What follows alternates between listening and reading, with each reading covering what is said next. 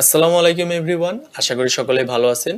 আজকের টিউটোরিয়ালে আমরা শিখব কিভাবে আমরা গুগল স্লাইডটি ওপেন করতে পারি। তো গুগল স্লাইড ওপেন করার জন্য আমরা গুগল ক্রমটা ফার্স্ট অফ অল ওপেন করে নিলাম।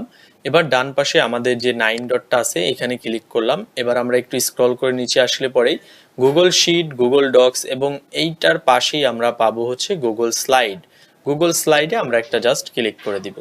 গুগল স্লাইডে ক্লিক করলে পরে আমাদের গুগল স্লাইডের যে মেইন থিমটা সেটা ওপেন হয়ে যাবে।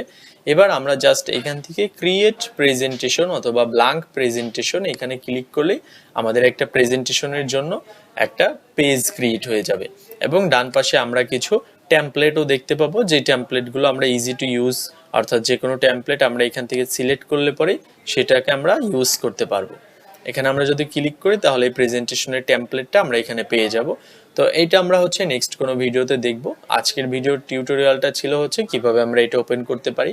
তো এই ছিল আজকের মতো ভিডিও, আশা করি সকলেই বুঝতে পারছেন। নেক্সট ভিডিওতে আমরা হচ্ছে পরবর্তী টপিকগুলো দেখব। ততক্ষণ আপনারা সবাই ভালো থাকবেন, সুস্থ থাকবেন।